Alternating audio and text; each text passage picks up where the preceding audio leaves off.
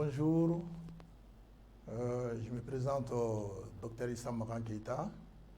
Je viens vous parler d'un sujet très intéressant dans le cadre de la clinique juridique de la faculté des sciences juridiques et politique de Bamako, l'université. Et le thème porte sur le statut du commerçant. Vous savez, la clinique, son orientation, c'est tout simplement l'aide, si vous voulez, l'assistance juridique. Si vous voulez, ça permet aux différentes personnes de saisir la clinique et de faire valoir leurs droits. Et la clinique a beaucoup de moyens pour ça. Et c'est dans ce cadre-là également que nous apportons l'aide juridique et judiciaire. Il y a souvent des thèmes que nous débattons et que nous expliquons au public cible pour les permettre, si vous voulez, de s'adresser à la clinique. C'est dans ce cadre que le statut de commerçant sera un thème qui vous sera déroulé un peu aujourd'hui pour atteindre votre connaissance. Donc, par le statut de commerçant,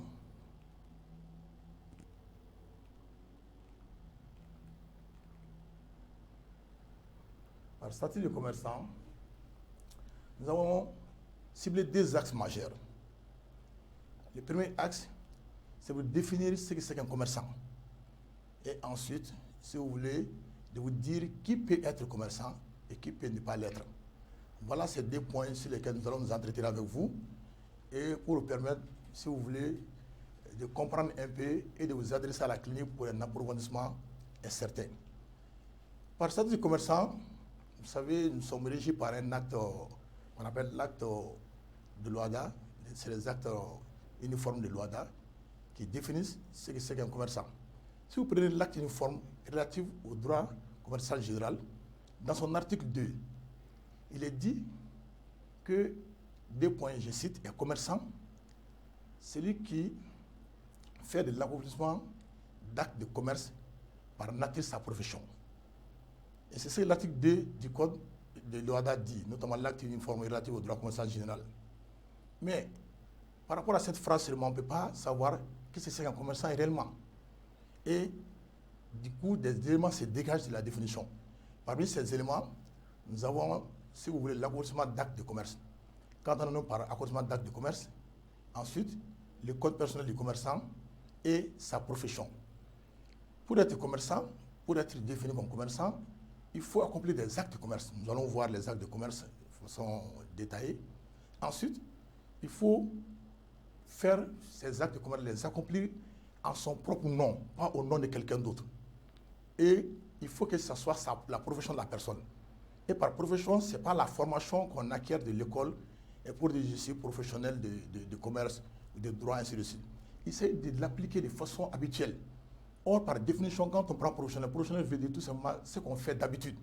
Mais ici, non seulement on a les qualificatifs, on a un papier qui atteste l'agrément, il faut également le faire de façon continuelle. Voilà. Ensuite, après les éléments de définition, nous avons certaines obligations qui sont assujetties dont tout commerçant est assujetti. Il s'agit d'abord de l'obligation comptable du commerçant. Par l'obligation comptable du commerçant, un commerçant doit tenir un livre et de comptabilité. Il doit également produire des livres de commerce en justice. Si vous voulez, c'est des documents qui sont paraphés et cotés au niveau des greffes des tribunaux de commerce.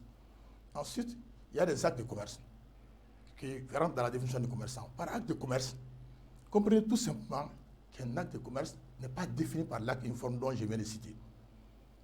L'acte uniforme se contente dans son article 3 d'énumérer uniquement les actes de commerce. Donc il y a une longue liste, à peu près 14, 15 actes qui sont considérés comme des actes de commerce. Je ne vais pas les citer tous ici. Ensuite, ces actes de commerce doivent être déterminés. Il y a des actes de commerce qui sont prévus par la loi, d'autres ne le sont pas. Ensuite, il y a des actes mixtes, notamment les actes passés entre un commerçant et un non-commerçant. Donc, ces éléments peuvent vous permettre de comprendre qui peut être commerçant. Maintenant, qui peut ne pas être commerçant? Là, c'est le deuxième axe majeur que nous allons vous développer. Il s'agit de la capacité d'exercer le commerce. En priorité, tout le monde peut exercer le commerce. Mais il y a certaines incapacités, certains empêchements qui sont là, qui permettent de savoir qui peut l'être, qui peut ne pas l'être. D'abord, à première vue, tout le monde peut être commerçant. Maintenant, ceux qui ne peuvent pas être commerçants, c'est cela qui nous intéresse. pour comprendre effectivement les statuts des commerçants. Premier point, il y a ce qu'on appelle les incapacités. Il y a des mineurs, il faut avoir un certain âge pour pouvoir faire le commerce.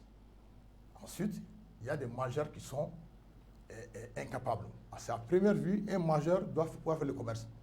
Mais un majeur incapable, c'est des majeurs, si vous voulez, qui sont sous tutelle ou sous curatelle, qui ne peuvent pas faire leur acte par leur propre volonté. Il faut qu'ils soient accompagnés ou qu'ils soient assistés par d'autres personnes.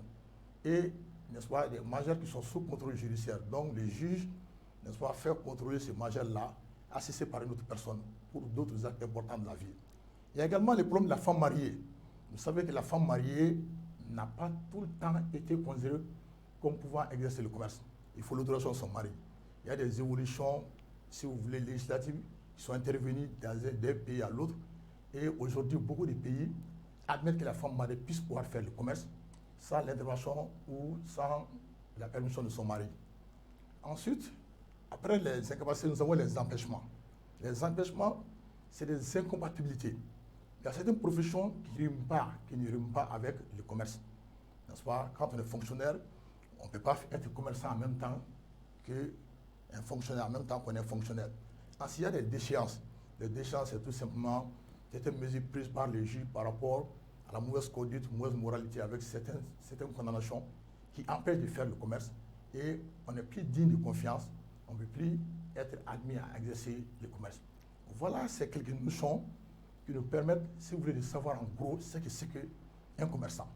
Maintenant, pour le reste, n'est-ce pas, du thème traité, je vous renvoie au crédit de la vidéo et aux conditions d'utilisation, et tout en vous demandant de vous adresser à la clinique juridique de l'Université des sciences juridiques politiques de Bamako pour pouvoir vous détailler, vous dérouler ces différents points.